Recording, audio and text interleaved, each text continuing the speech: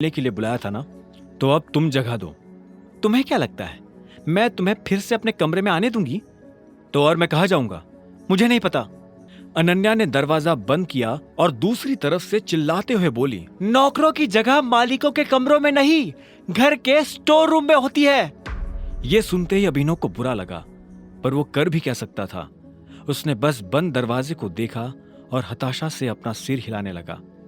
उसे पता था कि उसे बाकी कमरों में भी कोई जगह नहीं मिलने वाली है, इसलिए जहां इस घर के नौकर सोया करते थे, अभिनव वहां चला गया।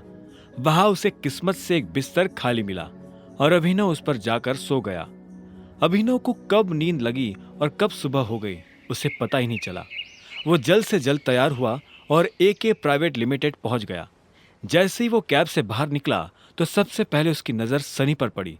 सनी ने भी उसे देखा और चालाकी से मुस्कुराते हुए बोला, आहा, देखो जरा कौन आया है, सिक्योरिटी। वो अभिनव को अंदर नहीं आने देना चाहता था। सनी की एक आवाज पर सिक्योरिटी वाले वहां आकर खड़े हो गए। वो अकरम को फोन मिलाने वाला था, पर इससे पहले कि वो अकरम को फोन मिला पाता, इतने में एक सुंदर सी लड़की काली स्कर्ट और सफेद शर्ट में उसकी तरफ चली आ रही थी। उसने आते ही सिक्योरिटी वालों से कहा, तुम लोग जा सकते हो, ये मेरे साथ है। इतना कहकर उसने अभिनव की तरफ देखा। ये देख सनी के होश उड़ गए।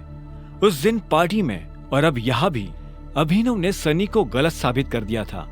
इससे पहले कि वो कुछ कह पाता, अकरम की सेक्रेटरी जेनी ने उसे शांत रहने का इशारा कर दिया था। अभिनव को सनी के चेहरे पर छाया मातम देखकर काफी खुशी हो रही थी। वो मुस्कुराया और जेनी के साथ निकल गया। आपको अकरम ने बताया कि मैं यहाँ क्यों आया हूँ? ये सुनते ही जेनी के कान खड़े हो गए। अभिनव जैसा आदमी जो यहाँ नौकरी के लिए आया था, वो अकरम को अकरम कहकर बुला रहा था। जेनी ने इस सवाल का कोई जवाब नहीं दिया। उसने अपने ऑफिस का दरवाजा खोला और अंदर चली गई। अभिनव भी उसके पीछे पीछे अंदर आया और बोला, तुमने मेरे सवाल का जवाब नहीं दिया। सॉरी, जेनी ने कहा। जेनी ने जिस तरह से सॉरी कहा, अभिनव को समझ आ गया था कि वो उसे पसंद नहीं करती थी। जेनी ने इतने में अपनी टेबल पर रखा एक पेपर उठाया और अभिनव की तरफ बढ़ा दिया। अभिनव ने पेपर लिया और उससे पढ़ने लगा। उस पेपर पर उन नौकरियों के नाम लिखे थे जो अभिनव कर सकता था। उसने लिस्ट पर अपना ध्यान लगाया और देखा कि उसमें कुछ नौकरियों के ऊपर स्टार बना हुआ था। उसने जेनी को देखा और बोला, ये यहाँ स्टार क्यों बना? ये स्टार इसलिए बना है क्योंकि इन पोजीशंस पर हमारे पास ऑलरेडी कोई ना कोई काम कर रहा है और हम इन पर नई भर्ती नहीं ले रहे हैं। तुम चाय लेना पसंद करोगे या कॉफी? मैं मैनेजर बनना पसंद करूंगा। अभिनव ने भी उसके सवाल का जवाब ना देते हुए कहा।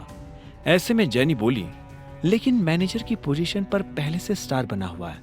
आप पता है मुझे।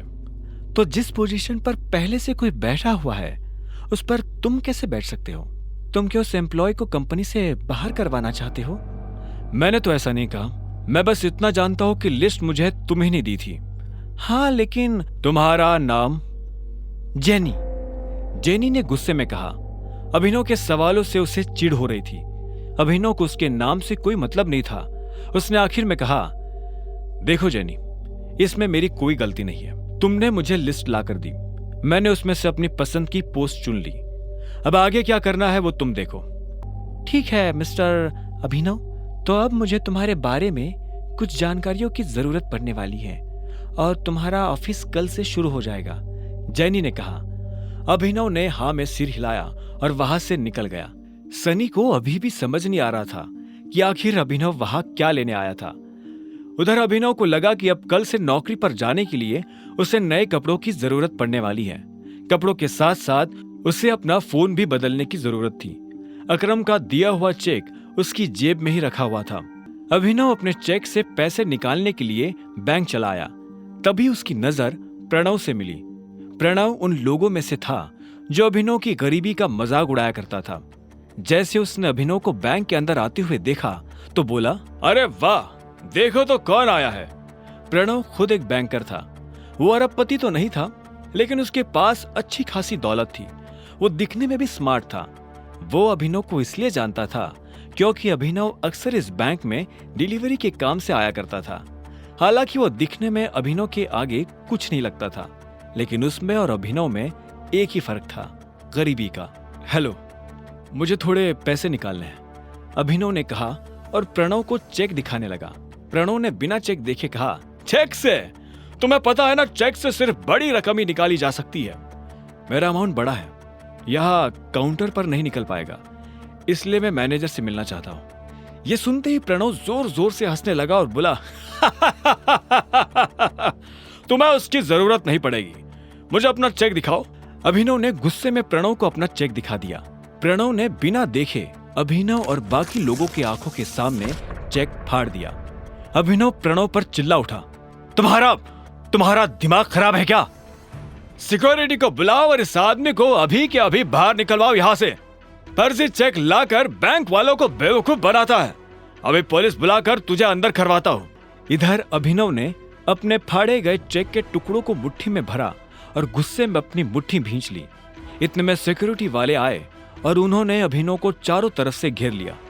छोड़ो मुझे, छोड़ो, अभिनव ने कहा और गार्ड्स के हाथ से खुद को छुड़ाने की कोशिश करने लगा, लेकिन वो लोग उसे छोड़ नहीं रहे थे। क्या हो रहा है यहाँ? यह आवाज और किसी की नहीं बल्कि बलराज की थी। उसने अभिनव को दूर से ही पहचान लिया था। बलराज को देखते ही अभिनव की जान में जान आ गई थी। अब कोई उसका कुछ नहीं बिगाड़ सकता था। प्रणव ने बलराज की तरफ देखा और बोला, सॉरी सर, मुझे पता नहीं था कि आप इस तरह यहाँ आ जाएंगे। मैं तो बस इस आदमी को फर्जीवाड़ा करने से रोकने की कोशिश कर रहा था। यह सुन बलराज ने अभिनव को ऊपर से नीचे तक देखा और फिर गार्ड्स की तरफ देखते हुए बोला, छोड़ दो उसे। बलराज ने कहा और मैनेजर के कैबिन की तरफ बढ़ने लगा। उसने पलटकर अभिनव को भी अपने साथ आने का इशारा किया। अगर इसने कुछ गलत किया है तो इस बारे में मैनेजर को पता होना चाहिए। अगर तुम अपने लेवल पर एक्शन लोगे तो हो सकता है कि मैनेजर बुरा मान जाए। जी सर, प्रणव ने हाँ में सिर हिलाते हुए कहा। बलराज ने अभिनव को घूरा और उसे अपने साथ अंदर आने का इशारा करने लगा। दोनों एक साथ मैनेजर के बड़े से कैबिन में दाखिल हो गए थे। मैनेजर अपनी कुर्सी पर बैठकर कंप्यूटर पर काम कर रहा था।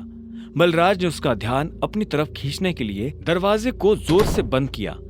अचानक से मैनेजर की नजर दरवाजे पर पड़ी। जब उसने देखा कि सामने बलराज खड़ा है तो मैनेजर खुद अपनी कुर्सी से खड़ा हो गया। बाबा बलराज सर, आप यहाँ कैसे? मुझे बुलवा लिया होता। बलराज ने उसे खींचते हुए देखा और बोला, वैसे तो मैं यहाँ कुछ काम से आया था, लेकिन बाहर जो मैंने तमाशा देखा तो मुझे लगा कि पहले उसके बारे में तुमसे बात कर लेनी चाहिए। तुम्हें पता है ये साहब कौन है? मैनेजर ने अभिनव की तरफ देखा। उसकी नजर उसके चेहरे से फिसलते हुए उसके हाथों और आखिर में उसकी अंगूठी पर चली गई। जैसे उसने अंगूठी पर बने उस निशान को देखा तो मैनेजर का मुंह खुला का खुला रह गया। उसके मुंह से निकला, बाप रे बाप, ये टाइगर है। ये कौन है? अभिनव ने बलराज से पूछा। ये उस टीम का आखिरी हिस्सा है जिस टीम के तुम कैप्टन हो, टाइगर। इससे पहले कि अभिनव कुछ कह पाता, मैनेजर उसके पैरों में आकर गिरा और बोला, टाइगर, आपको यहाँ कितनी देर हुई और मैं आपके लिए क्या कर सकता हूँ? फिलहाल तो आप मेरे पैरों में से उठ जाइए। आपको और इनको छोड़कर किसी को नहीं पता कि मैं टाइगर हूँ, अभिनव ने कहा। यह सुनते ही मैनेजर अपनी जगह पर खड़ा हो गया और बोला, आपको देखकर बहुत अच्छा लगा। अब आप आ गए हैं तो हमें जरूर इस मुसीबत से बाहर निकाल ही लेंगे। वो सब तो ये कर ही लेंगे, लेकिन उससे पहले आपको अपने नौकरों को सबक सिखाना पड़ेगा, क्योंकि अगर मैं सबक सिखाने पर आ गया तो आपको पता ही है क्या होगा। बलराज ने कहा और अभिनव के साथ जो हुआ उसने मैनेजर को सब बता दिया। ये सुनते ही मैनेजर का खून खौल उठा। उधर जब अभिनव और बलराज मैनेजर के कैबिन में खड़े थे, तब इधर एक हट्टा कट्टा सा आदमी स्विमिंग पूल में काला चश्मा लगाकर खड़ा था। उसकी आंखों पर चश्मा, गले में सोने की मोटी चैन और बगल में विस्की का ग्लास था। वो आदमी लड़की के गालों को सहला रहा था। तभी उसे किसी के पैरों की आवाज सुनाई दी। उसने देखा उसका सेक्रेटरी भागते हुए उसके पास आ रहा था। सेक्रेटरी उस आदमी के पास आया और बोला, सर, अभी खबर मिली है कि टाइगर लौट आया है। यह सुनते उस आदमी का हाथ रुक गया। उसने लड़की के गाल पर से हाथ हटाया और हाँ में सिर हिलाते हुए सिगार पीने लगा। आप कहते हैं तो?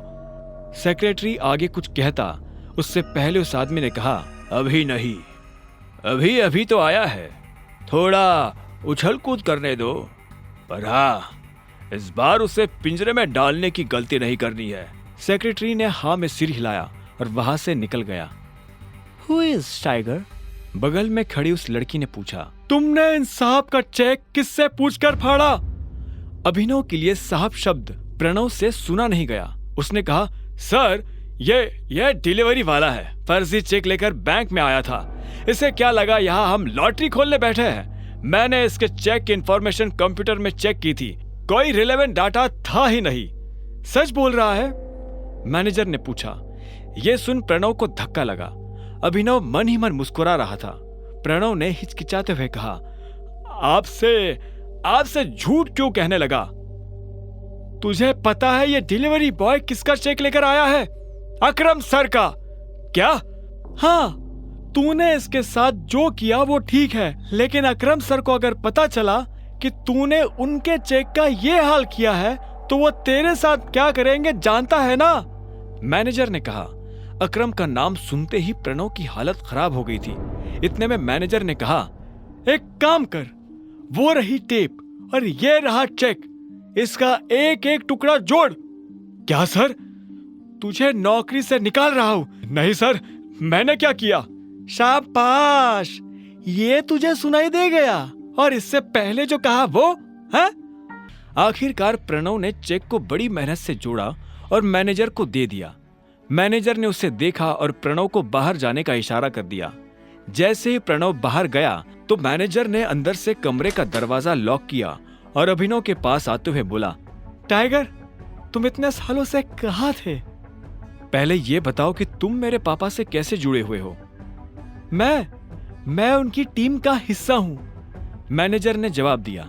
इतने में बलराज ने कहा, टाइगर वापस तो आ गया है, लेकिन मोंटी के वापस आने तक किसी को भनक भी नहीं लगनी चाहिए, वरना गेम हो जाएगा। हाँ, बलराज सही कह रहा है टाइगर।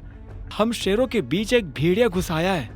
वो तुम्हारी और हमारी सारी खबर हमारे दुश्मनों को देने वाला है, इसलिए संभल कर रहना पड़ेगा टाइगर। भेड़िया?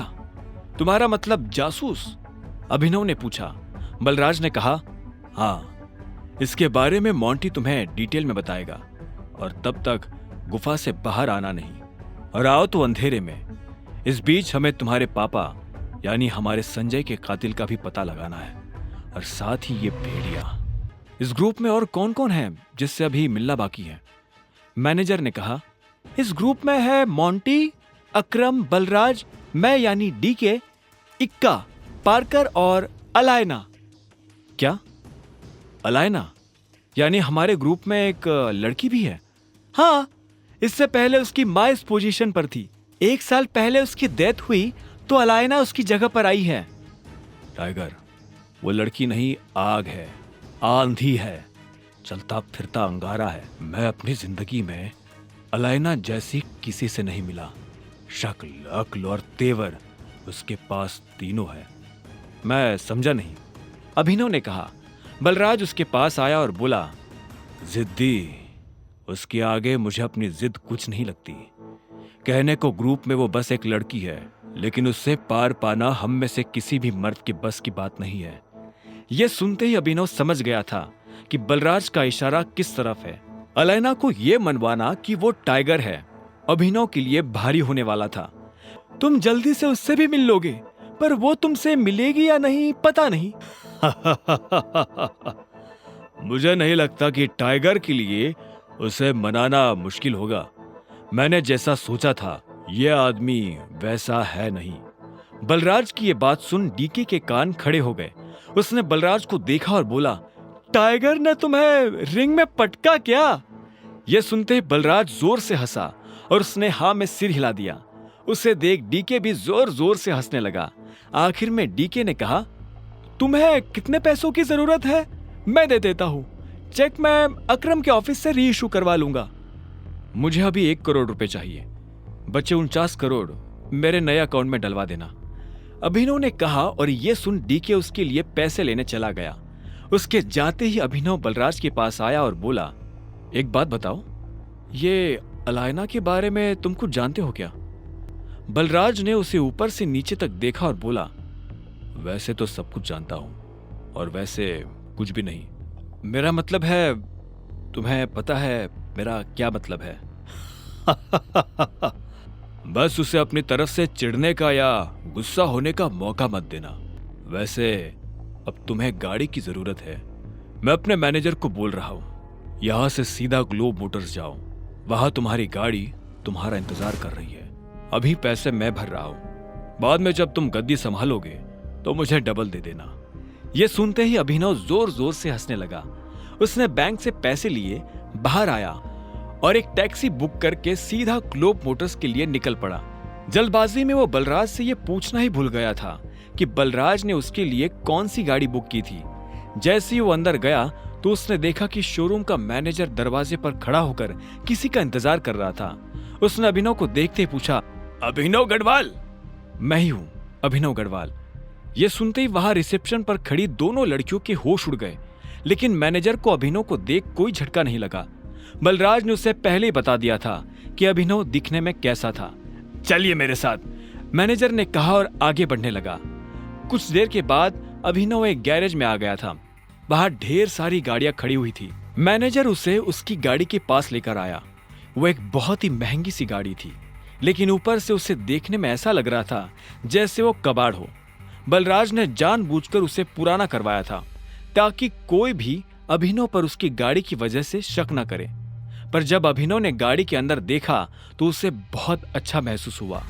मैनेजर ने कहा, मैं गाड़ी के पेपर्स रेडी करवाता हूं, आप तब तक गाड़ी देख लीजिए।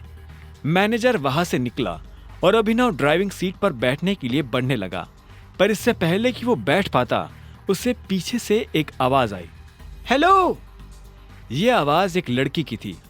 अभिनव को लगा कि जरूर ये वही रिसेप्शन वाली लड़कियों में से कोई एक होगी, लेकिन जब वो पलटा तो हैरान हो गया। वो लड़की और कोई नहीं बल्कि चाहत थी। अभिनव ने चाहत को अनन्या के साथ अकरम की पार्टी में देखा था। चाहत और अनन्या दोस्त थी। ये सब क्या हो रहा है अभिनव? ये गाड़ी तुम खरीद रहे हो? तुम कौन हो और यहां क्या लेने आई हो? अभिनव ने तनी हुई आवाज में पूछा।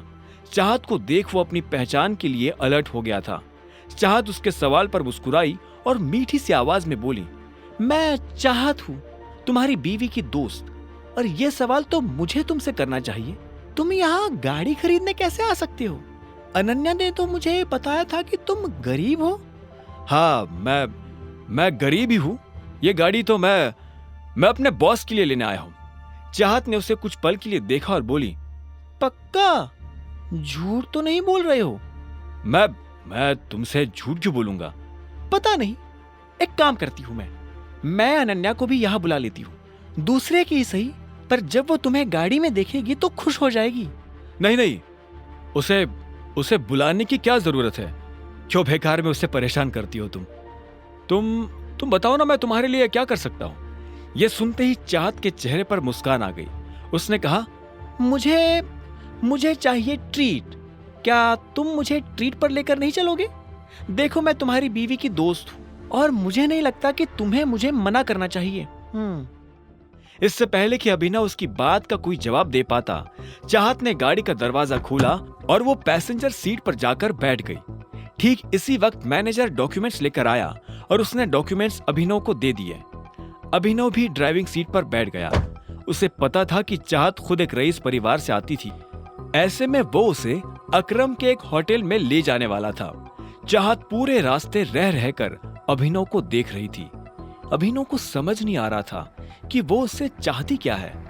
जैसे ही अभिनव की गाड़ी अकरम के होटल के नीचे पार्क हुई तो अभिनव का फोन बज उठा। उसने देखा अकरम का फोन था। हेलो, क्या हुआ टाइगर, सब ठीक?